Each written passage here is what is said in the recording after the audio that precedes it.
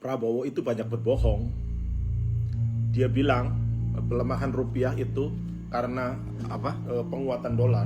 Itu tidak benar. Pelemahan rupiah ya karena rupiah yang semakin nggak ada harganya. Karena apa? Euro itu menguat. Euro yang biasanya normalnya satu dolar itu 1 euro itu 92 dolar, 90 dolar itu naik turun. Sekarang berapa? 1 dolar itu 86 sen euro. Itu menguat. Dolar sedang melemah. Bahkan di semua mata uang dolar sedang melemah karena isu perang. Isu perang dan banyak isu tentang kepercayaan publik di Amerika yang sedang turun. Nggak usah bohong. Kenapa sih orang Indonesia perlu dibohongin terus-menerus begitu? Terus banyak yang komen karena ya yang penting masih ada bahan-bahan pokok. Orang di kampung itu nggak pakai dolar dan lain sebagainya. Halo, kalian itu makan mendoan, kedelainya itu impor, terigunya itu impor. Terigu itu dari gandum. Indonesia nggak punya gandum. Semuanya pakai impor. Telur yang kalian konsumsi. Telur itu pakannya untuk Untuk pakan ayamnya itu semuanya impor. Karena Indonesia belum bisa produksi sendiri. Dan semuanya akan naik. Yang ekonominya oke, nggak masalah. Terus kalau yang ekonominya pas-pasan, apa nggak kasihan? Terus apa mereka kan cukup hanya dikasih makan MBK sehari sekali? Itu siswa itu akan sehat, akan hidup begitu. Cuman makan sekali di siang hari, malah kadang-kadang lele hidup yang dikasih. Itu nggak make sense. Pelemahan rupiah itu karena nggak ada kepercayaan asing, nggak ada kepercayaan investor asing di Indonesia. Mereka beramai-ramai menjual obligasi atau menjual uang rupiahnya mereka, investasi mereka dalam bentuk rupiah karena di Indonesia investasi di Indonesia itu dalam bentuk rupiah. Akhirnya yang membuat rupiah menjadi turun, rupiah menjadi hancur karena kepercayaan publik itu nggak ada. Kepercayaan investor itu udah nggak ada. Gimana mau percaya? Gimana mau invest di Indonesia? Aku kalau kamu punya duit, aku invest di Indonesia. Karena apa? Satu, yang namanya kita usaha, stabilitas politik itu penting. Sekarang itu jor-joran, yang namanya korupsi itu jor-joran, kayak nggak ada borderis, udah nggak ada batasan, semuanya. Nggak ada good news. Prabowo baru melantik dari Oktober sampai sekarang, baru 7 bulan kalau nggak 7 bulan dari sekarang. Udah hancurnya, udah efeknya udah sekian. Udah sampai seperti ini.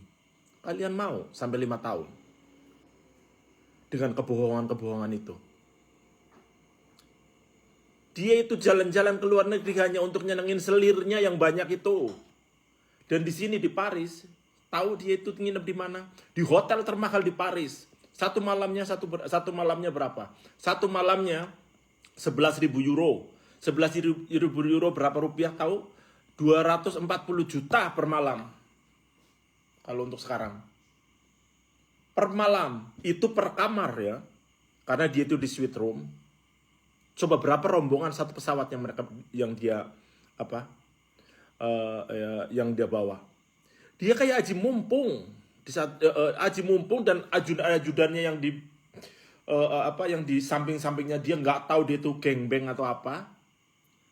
Mereka itu kayak Haji Mumpung di saat dia itu ada di situ, Teddy Group itu. Karena semua lihat aja menteri-menterinya, nggak ada yang beres, nggak ada profesionalis people di situ.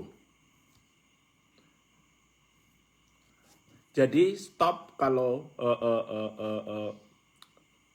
nilai rupiah itu nggak mempengaruhi apapun. Karena aku ini di luar negeri, saya nggak berpengaruh apapun. Kalian yang ada di Indonesia, yang makan aja susah, gimana? Mau biarin begitu terus? Terima kasih. Ada satu kritik dari salah satu teman dekat Prabowo, Dino Patijalal. Beliau juga mantan kedubes Amerika Serikat.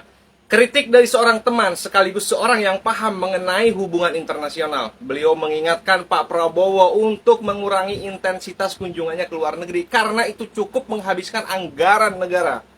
Kritik itu langsung ditanggapi oleh Seskap Teddy. Dan baru kali ini Prabowo melalui Mayor Teddy menanggapinya dengan serius. Dari dulu banyak pengamat, banyak akademisi maupun aktivis yang mengkritik kebijakan Prabowo, tapi baru kali ini ditanggapi dengan serius. Emang seberapa berpengaruh Dino Patijalal itu sampai kemudian istana seperti kebakaran jenggot? Padahal kritik itu tidak begitu sensitif menyerang Prabowo. Mayor Teddy kemudian mengklarifikasi terhadap beberapa kritikan itu, meskipun sulit untuk dibuktikan. Pertama, katanya soal kelebihan anggaran yang dikeluarkan oleh Prabowo ketika ke luar negeri itu ditanggung sendiri oleh Prabowo. Apakah itu benar? Bagaimana cara membuktikannya? Atau itu hanya Teddy pura-pura saja, biar masyarakat adem, tentrem, ayem. Kemudian yang kedua, katanya jumlah rombongan itu dipangkas. Dari yang sebelumnya itu biasanya 100 orang, sekarang itu cuma 50 orang saja. Ini juga perlu dibuktikan karena masyarakat tidak tahu. Takutnya kita itu dikibulin sama Mayor Teddy. Kirain ke luar negeri itu cukup cuma 5 orang saja, ternyata banyak orang ternyata guys. Kemudian yang ketiga, kunjungan ke luar negeri itu tidak bisa diagendakan tahunan katanya, karena banyak juga agenda yang kiranya sangat penting. Nah, ini juga perlu dipertanyakan kepada Mayor Teddy, emang sepenting apa itu? Coba dong kali-kali di-spill, di-share juga hasil daripada untuk perbaikan Indonesia itu dari setiap pertemuan ke luar negeri itu untuk apa? Jangan pulang dari Brazil kemudian mewajibkan kita berbahasa Portugis, pulang dari Paris kita diwajibkan berbahasa Prancis. Seperti apa sebetulnya hasil daripada kunjungan Prabowo ke luar negeri itu? Salam logika. Guys, baru saja Seskap Teddy klarifikasi terkait kunjungannya ke luar negeri kemarin. Merasa juga dia diomongin. Dia bilang biaya ke luar negeri ditanggung pribadi Prabowo sendiri. Lalu jumlah rombongan dia juga bilang sudah dipangkas 50% dari periode sebelumnya, yaitu Pak Jokowi. Kalau dulu setiap rombongan 120 orang, sekarang katanya cuma 52 orang saja. Lalu kenapa Pak Prabowo sering keluar negeri maksudnya, bukan keluar itu. Katanya sih ada jadwal tahunan dan ada jadwal mendesak sesuai kondisi dan tujuannya buat lobi-lobi bantuan. Jika suatu saat butuh bantuan, kita bisa minta ke negara-negara yang pernah dia kunjungi. Maaf banget nih ganteng, tapi di pidato Pak Prabowo kemarin, Pak Prabowo bilang tidak ada bangsa lain yang peduli dengan rakyat Indonesia. Nah loh, yang buat pidato siapa bun? Maaf sekali lagi ganteng, kok gua nggak percaya ya kalau itu pakai dana pribadi. Tugas negara kok pakai dana pribadi? Kurban aja yang harusnya pakai dana pribadi malah pakai APBN. Kami tidak sebodoh itu bung. Mari gua jelasin dengan bahasa bayi ya ganteng. Kunjungan kenegaraan adalah kegiatan negara yang sudah punya mekanisme pembiayaan dan pertanggungjawaban, bahkan ada PP-nya. PP, peraturan pemerintah. Nah, kalau disebut menggunakan biaya pribadi, ngecek transparansinya gimana? Auditnya lewat jalur apa? Semakin banyak klarifikasi, semakin bertolak belakang dengan kenyataan. Kunjungan kerja keempat Prabowo ke Paris. Saya instruksikan sekolah-sekolah di Indonesia untuk mengajarkan bahasa Perancis. Wow, top, paten kali. Mantap Pak Prabowo. Nanti sekolah-sekolah ya kan bisa semuanya berbahasa Perancis ya kan Pak. Jadi ya sekolahnya makin mantap lah. Karena nanti bisa bahasa Perancis semua kan. Hebat sih Pak, mantap. Pokoknya ide-ide Pak Prabowo ini, aduh, top Marco top lah, nggak ada saingan. Semua idenya mantap banget. Lanjut Pak Prabowo. Nggak usah hiraukan rakyat yang tidak suka dengan Bapak ya. Lanjut aja terus Pak, gas terus. Oke gas, mantap Pak Prabowo. Gas. Halo guys, udah dengar pidato Bapak Presiden kita ini? Kita dengarkan dulu ya sebentar. kita memperbaiki tata kelola agar kekayaan bangsa tidak terus bocor dan tidak terus mengalir ke luar negeri. Halo Pak Presiden, Bapak kan sudah jadi presiden nih, jadi penguasa kan di negeri ini kan. Nah, Bapak selalu pidato, bocorlah kekayaan alam kita mengalir ke luar negeri. Ya, Bapak sudah presiden loh saat ini. Ya, Bapak amankan loh Pak.